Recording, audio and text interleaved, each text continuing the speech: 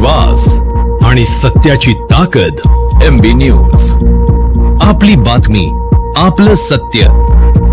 परळी वैद्यनाथ शहरातील सर्वात जुनी आणि नावाजलेली शैक्षणिक संस्था म्हणून ओळख असलेल्या वैद्यनाथ विद्यालयाची आज अत्यंत दयनीय अवस्था झाली असून शाळेतील प्रशासकीय गोंधळ, शिक्षकांची कमतरता आणि 9 महिन्यांपासून रखडलेले पगार यामुळे शिक्षण व्यवस्थेचे अक्षरशः 3-13 वाजले आहेत.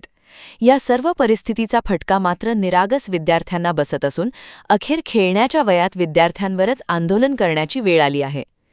शाळेच्या व्यवस्थापनावर गेल्या अनेक वर्षांपासून सुरू असलेल्या कायदेशीर वादामुळे ही संस्था वादाच्या भोवऱ्यात अडकली आहे. सध्या शाळेचा कारभार प्रशासनाकडे असल्याचे सांगितले जात असले तरी प्रशासक नेमका कोण आहे याचीही स्पष्ट माहिती उपलब्ध नसल्याने कारभार पूर्णपणे भरकटल्याची भावना व्यक्त होत आहे. एकेकाळी शाळेत 42 शिक्षक कार्यरत होते, मात्र समायोजन प्रक्रियेनंतर 26 शिक्षकांचे समायोजन करण्यात आले असून सध्या केवळ 16 शिक्षक शिल्लक आहेत. त्यातही 8 शिक्षक नियमित गैरहजर राहत असल्याचा आरोप होत आहे.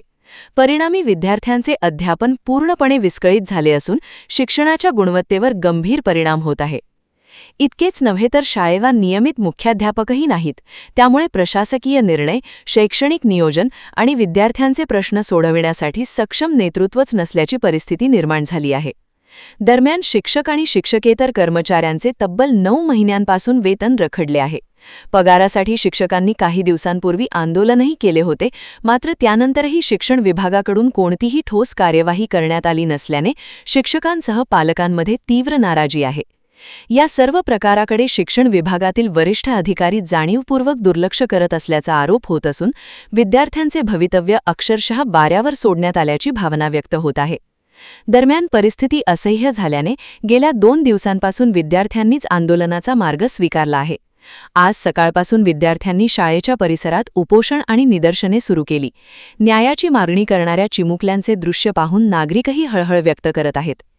शाळेत शिक्षण मिळावे म्हणून विद्यार्थी येतात, आंदोलन करायला नाही, अशी संतप्त प्रतिक्रिया पालकांकडून व्यक्त होत आहे.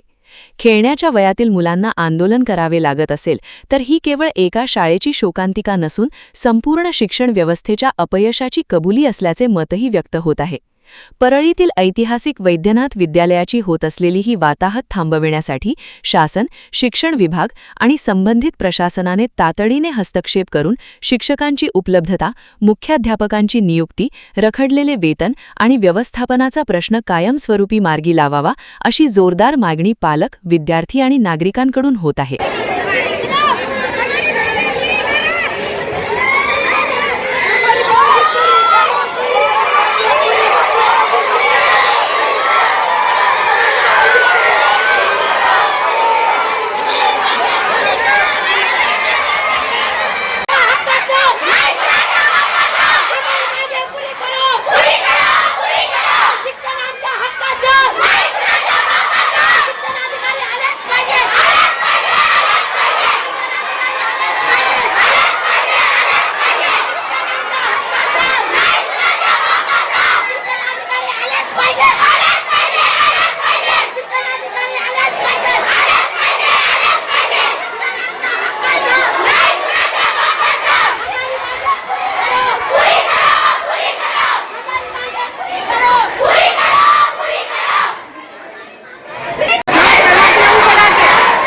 एवढे वर्गामध्ये काम का करायला दहावी म्हणजे की 6 महिन्याच्या कालावधीमध्ये आम्हाला पूर्ण सिलेबस पाठ करायचा आहे आणि त्या पाठ करण्यामध्ये राहिले आमचे 5 महिने. त्याच्यामध्ये 1 महिना तर गेला, 1 महिना दिवाळी आणि 4 महिने राहिले. 4 महिन्यामध्ये आता शिक्षकात शिकवणार काय आम्हाला?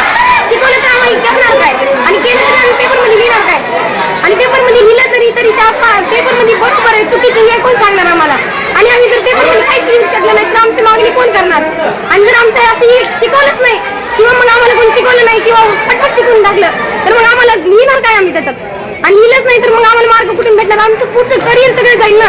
आणि आम्ही तर भारताची पुढे नवजीवन पिढी आणि आम्हाला असं पुढे जर असं करिअर घडवलं नाही म्हणजे आम्हाला असं बोलायला भेटलं नाही, काहीच करायला भेटलं नाही तर आम्ही करणार कसं? आम्ही आता 10वीचे विद्यार्थी, आमचं कोणतेच तास होत नाही, संस्कृतचं एकदा पण झाले नाही. मॅथ्सचं आम्हाला शिकवते पण आम्ही सेमीचे विद्यार्थी, आम्हाला समजत नाही. इंग्लिशचं पण थोडे तास होते, सायन्स आठवड्यात एकदा तास होते. एवढं आमच्या मागण्या एवढं पूर्ण करा, आमचं तास पूर्ण झालेच पाहिजे. आमचं 10वीचं वर्ष आहे. आमच्या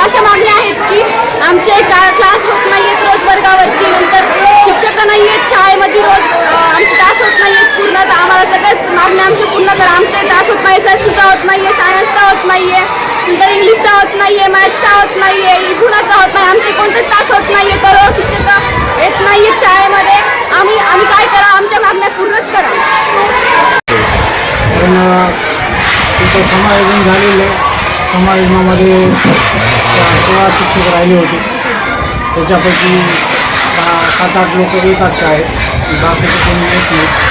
आणि टाईम टेबलमध्ये सुद्धा त्यांचे नाव आपल्याला घेतले नसल्यामुळे मग ते शाळेतच येत नाही आणि मग तास व्यवस्थित होत नाही. आणि संस्कृतचा विषय समायोजन झालेला आहे आणि त्यामुळे संस्कृतला विषय शिकवण्यासाठी कोणी नाही. त्याच्यामुळे संस्कृतचा विषय व्यवस्थित म्हणजे आजपर्यंत झालेला नाही. 16 शिक्षकापैकी सर्व तास बाकीचे रेग्युलर होते. बाकीचे नाही, 4-5 होते, बाकीचे होत नाही. बाकी शिक्षक कुठे आहेत आता? 16 शिक्षक आहेत काही? नाही, 16 नाही. आता 7-8 येते. सध्या शिक्षक आता किती शाळेत? 8 आहे. बाकी शिक्षकांच्या रजा आहेत का? नाही, रजा नाही. कोण 16 शिक्षकांची नावं सांगा ना. हजर असलेले सांगू का आता? हां सूर्यवंशी सर, हां अंग्रेजी सर, हां गंगणे सरची रजा आहे, चव्हाण सर आहेत, अजय जोशी सर आहेत, डाकणे सर नाहीत, तुम्ही त्याची रजा नाही, काहीच नाही. साखरे सर आहेत, देशमुख सुनील सर आहेत, गुंडाळ सरनी रजे कोणवर रजा सांगितली.